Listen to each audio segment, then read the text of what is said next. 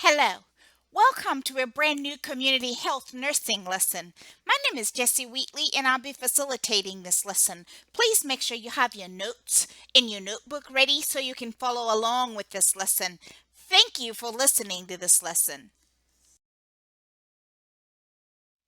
This lesson covers an overview of vulnerability and vulnerable issues for RNs in the community. By the end of this lesson, you should be able to define the term vulnerable populations and describe selected groups who are considered to be vulnerable. You should be able to discuss factors that led to the development of vulnerability in certain populations. You should be able to examine ways to which public policies affect vulnerable populations and can reduce the health disparities in these groups. You should examine as a nurse the individual and social factors that contribute to vulnerability and describe strategies that nurses can use to improve health status and eliminate health disparities for vulnerable populations. Whether we're working in the community, but more so if you're working in um, any setting, nurses should be aware of predisposing factors that contribute to vulnerability. All countries have population subgroups that are more vulnerable to health threats than the general population. These are populations that the nurse is going to focus on.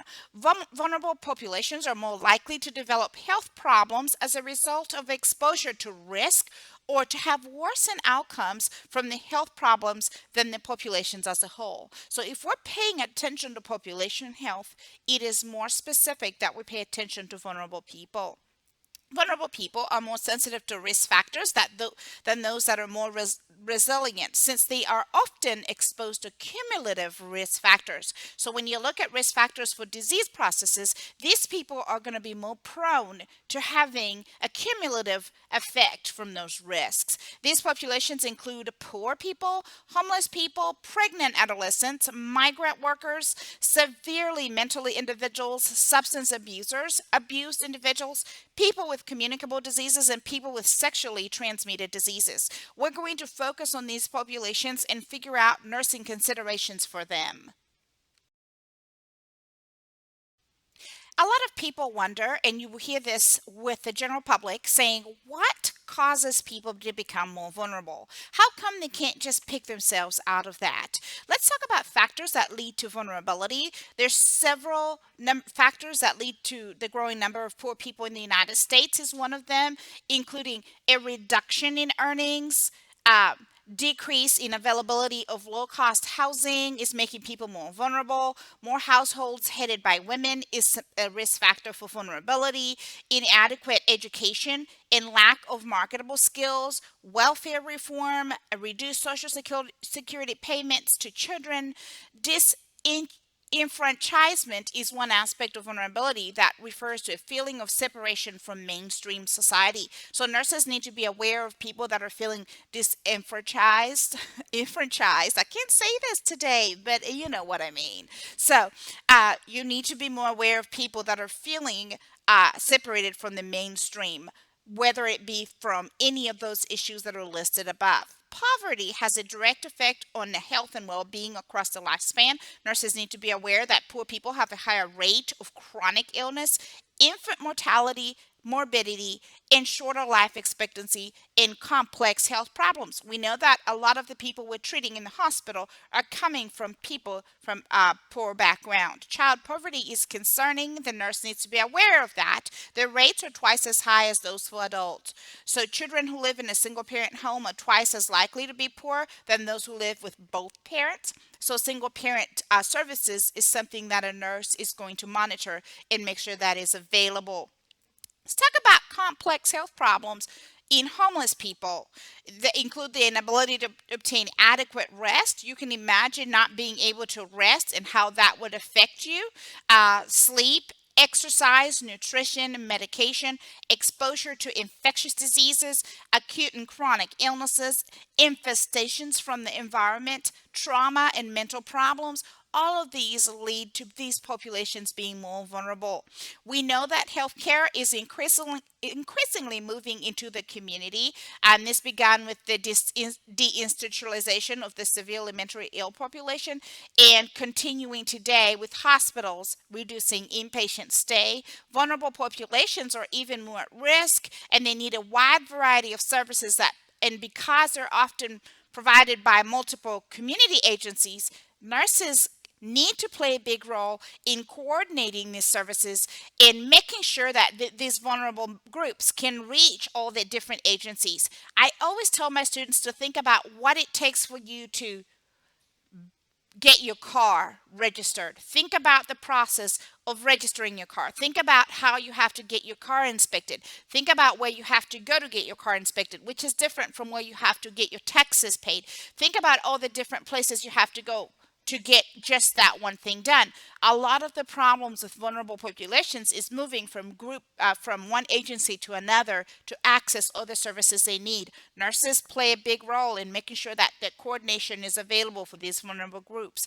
Many agencies do not wish to provide services to vulnerable populations, and you may wonder why. Vulnerable populations are more expensive to treat because they have multiple cumulative risks and require special delivery considerations. They have to arrange transportation for them, they have to have cultural competent care for them, and then at the same time, they may not be able to pay for those services. So there's not a lot of agencies that are just really just ready to take on the cost of treating these vulnerable people.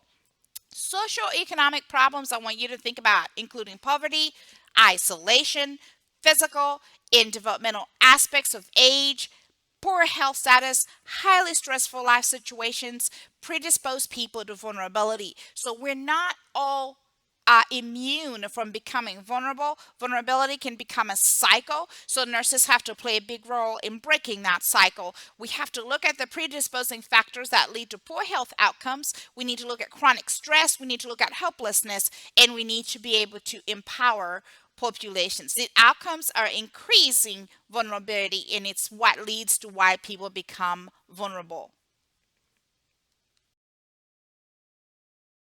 As RNs working in the community, we should think about how public policy affects vulnerable groups. Think about the Balanced Budget Act of 1997, which shifted payment with stipulations related to home health. How did that affect our vulnerable groups? There's other public policy measures that I have listed here that I want you to stop and think about how what we decide, what we mandate, and how we prescribe healthcare to populations affects public policy, how it affects vulnerable populations.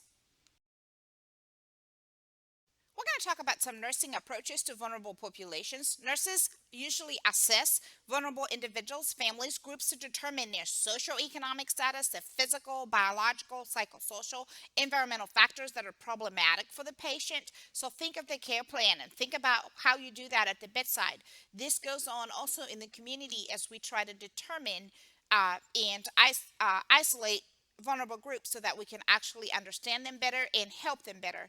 Nurses work as partners with vulnerable clients to identify client strengths and needs and develop intervention strategies designed to break the cycle of vulnerability. It is important to provide comprehensive, family centered, one stop services. Why? Providing multiple services during the single visit is an example of a one stop service. The reason we want to do that is because vulnerable people have problems linking from one agency to another agency. We want to make sure that they can come to one place and be able to get all the services they need. If social and economic assistance are provided and included in the interdisciplinary treatment plans, services can be more responsive and can be combined, can have a combined effect to bring uh, the social and economic burden down in these special population groups. So, where to set up services? When a nurse is tasked with the issue of how to and where to set up services, think about where homeless populations are.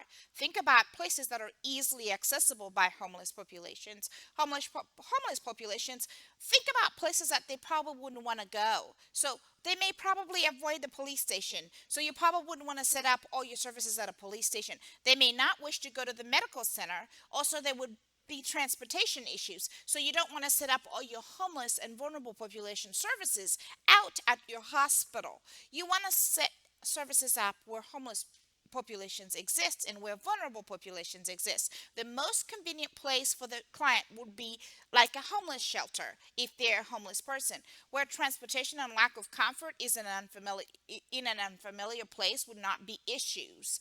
Okay, it is helpful to provide comprehensive services in locations where people live and work, including in their schools. So you will see school-based programs set up for children to target children that are vulnerable in churches, in neighborhoods, and in workplaces. That's the homeless population. The homeless shelter would be an appropriate location for any of the services. That is why you will see a homeless shelter partner with nursing to provide services. Social justice, I want to talk a little bit about social justice. It refers to providing humane care and social supports for most disadvantaged people in your society. Nurses can be advocates for policy changes to improve social, economic, and environmental factors that predispose people to poor health. Promoting universal health insurance for would be a step forward in providing humane care for those who might need to receive it.